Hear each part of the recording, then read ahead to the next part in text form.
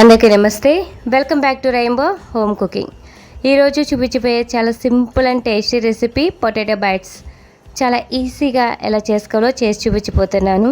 చాలా simple recipe అండి, ఇంకా చాలా టేస్టీ రెసిపీ. మన ఇంటికి ఎవరైనా గెస్ట్ వచ్చినప్పుడు లేదా మన పిల్లలు స్కూల్ నుంచి వచ్చినప్పుడు వాళ్ళకి ఇలా స్నాక్ రెసిపీని చేసి పెడితే చాలా ఎంజాయ్ చేస్తూ తింటారండి. టేస్ట్ చాలా బాగుంటాయి. ఇప్పుడు సింపుల్గా ఎలా చేసుకోవాలో చేసి చూపిస్తాను. ఈ రెసిపీ కోసం ఒక ప్యాన్ కానీ కడాయి కానీ తీసుకోవాలి. 2 టీ స్పూన్ల ఆయిల్ వేసుకోవాలి. దీనిలో చిన్నగా కట్ చేసి పెట్టుకున్న వెల్లుల్లి 1 టేబుల్ స్పూన్ వేసుకుని ఒక 30 సెకండ్స్ ఫ్రై చేసుకోవాలి. ఇవి ఫ్రై అయిన తర్వాత దీనిలో 1 టేబుల్ స్పూన్ రెడ్ చిల్లీ ఫ్లేక్స్ని కూడా వేసుకోవాలి. రెడ్ చిల్లీ ఫ్లేక్స్ మనకి రెడీమేడ్గా దొరుకుతాయి, లేదా మనం ఇంట్లో కూడా చేసుకోవచ్చండి. ఈ రెడ్ చిల్లీ ఫ్లేక్స్ని వేసేసుకుని తర్వాత దీనిలో 1.5 కప్ వరకు వాటర్ని యాడ్ చేసుకోవాలి. ఈ రెసిపీ కోసం నేను ముందుగానే బంగాళదుంపని ఉడికించుకొని స్మాష్ చేసుకుని పెట్టుకున్నాను. అది 1 కప్పు ఉండేలా చూసుకోవాలి. ఇలా వాటర్ బాయిల్ అవుతుండగా దీనిలో టేస్ట్కి సరిపడినంత సాల్ట్ కూడా యాడ్ చేసేసుకోవాలి. వాటర్ ఇలా బాగా బాయిల్ అయిన తర్వాత 1 కప్పు బియ్యం పిండిని వేసుకోవాలి. బియ్యం పిండి వేసుకున్న తర్వాత స్మాష్ చేసుకుంటూ, అంటే ఉండలు లేకుండా బాగా కలుపుకుంటూ బియ్యం పిండిని ఉడికించుకోవాలి. ఈ విధంగా పిండిని స్మాష్ చేసుకుంటూ ఉడికించుకోవాలండి. ఇలా ఉడికించుకున్న తర్వాత దీన్ని ఒక మిక్సింగ్ బౌల్లోకి తీసేసుకోవాలి. ముందుగా ఉడికించి పెట్టుకున్న బంగాళదుంపని 1 కప్పు వేసేసుకోవాలి. తర్వాత దీనిలో 2 టేబుల్ స్పూన్ల కార్న్ఫ్లోర్ని కూడా వేసుకోవాలి.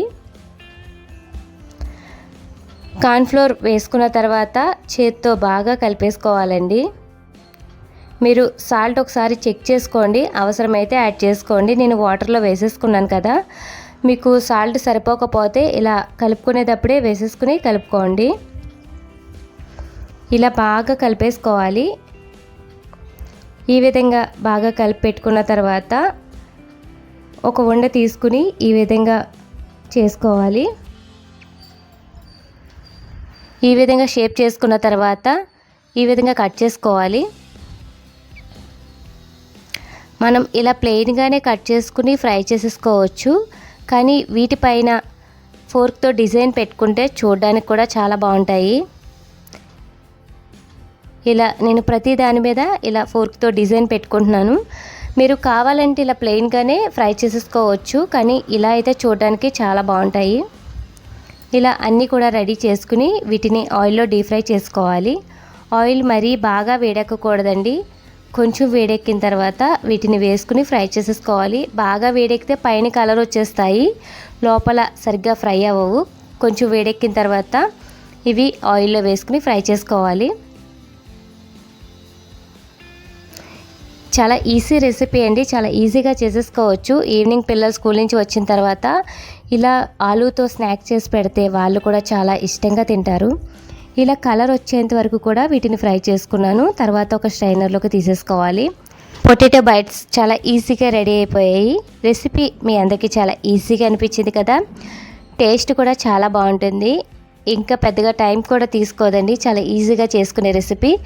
పిల్లలైతే చాలా ఎంజాయ్ చేస్తూ తింటారు. టమాటో కచప్తో దీన్ని తీసుకుంటే చాలా బాగుంటుంది. ఇంకా మనం ప్లెయిన్గా కూడా వీటిని తీసుకోవచ్చు, చాలా బాగుంటుంది. మీరు కూడా ఒకసారి ట్రై చేసి చూడండి. Thanks for watching.